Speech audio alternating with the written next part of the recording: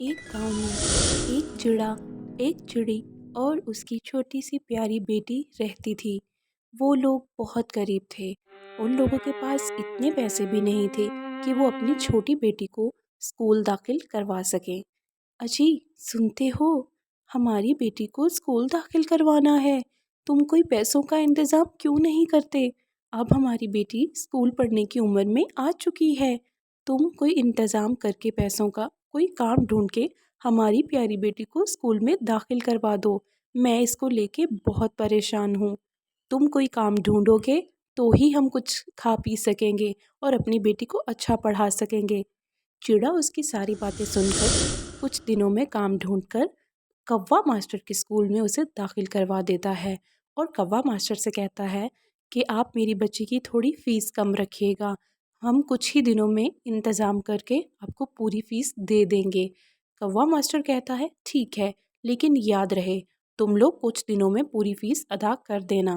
फिर बारिशों का मौसम शुरू होता है। बहुत ज़्यादा बारिश शुरू हो जाती है। सब बाकी स्कूल के बच्चे तो बस पे जाते हैं। कौवा मास्टर आकर चिड़ी से कहता है कि तुम अगर तुम्हारे पास इतने पैसे होते तो तुम भी बस लगवा लेती, और तुम्हारे पास तो इतने भी पैसे नहीं कि तुम मुझे स्कूल की फ़ीस भी पूरी अदा कर सको। चिड़ी ये सुनकर बहुत परेशान होती है। कौवा मास्टर की बातें उसको दिल को छू जाती हैं और वो इसी तरह बारिश में उड़कर ही घर जाने लगती है। वो घर जाते जाते ये सोचती है कि काश वो अपने वालिदैन की किसी तरह मदद कर सके। वो बहुत परेशान होती है और बारिश में ही घर जाती है और इस वजह से उसे काफ़ी बुखार भी हो जाता है। वो अपनी माँ के पास पहुँचती है और सारा माजरा सुनाती है कि माँ, मुझे ठंड लग गई, बाहर बहुत तेज़ की बारिश हो रही है। उसकी माँ कहती है, बेटा तुम अपना ख्याल रखती, मैं तुम्हें किसी तरह लेने आ जाती। जैसे तैसे करके दिन गुजरते जाते हैं और वो अपनी फ़ीस अदा नहीं कर पाती।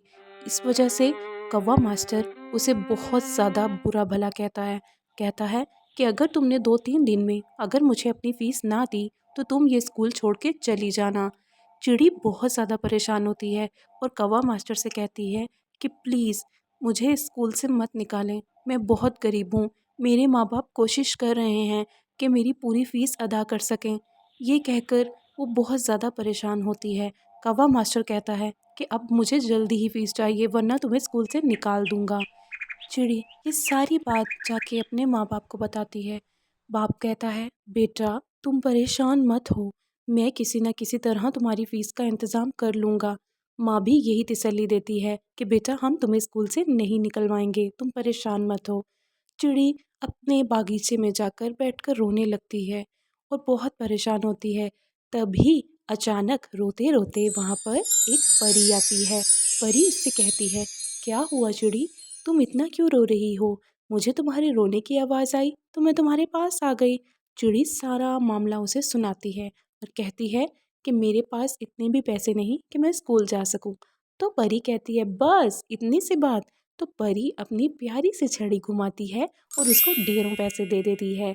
वो पैसे चिड़ी लेकर जाकर अगले दिन अपने स्कूल मास्टर कौवा को दे देती है और कहती है कि कौवा मास्टर, अब आप मुझे स्कूल से नहीं निकालिएगा। ये देखिए मैंने अपनी फ़ीस का इंतज़ाम कर दिया है। कौवा तो बहुत हैरान होता है, कहता है आखिर इसने अपनी फ़ीस का इंतज़ाम कैसे कर लिया। वो उससे पूछता है, बेटा तुम इतनी जल्दी पैसे कैसे ले आई? ठीक है, मैं तुम्हें स्कूल से नहीं निकालूंगा, लेकिन आगे से अपनी फ़ीस टाइम से ही देते रहना।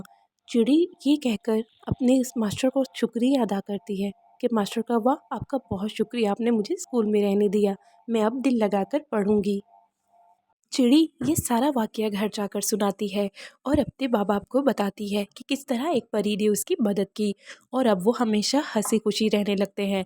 उनके पास आगे से फिर कभी पैसों की कमी नहीं होती। आप कहानी को शेयर, वीडियो, कमेंट, लाइक ज़रूर करें।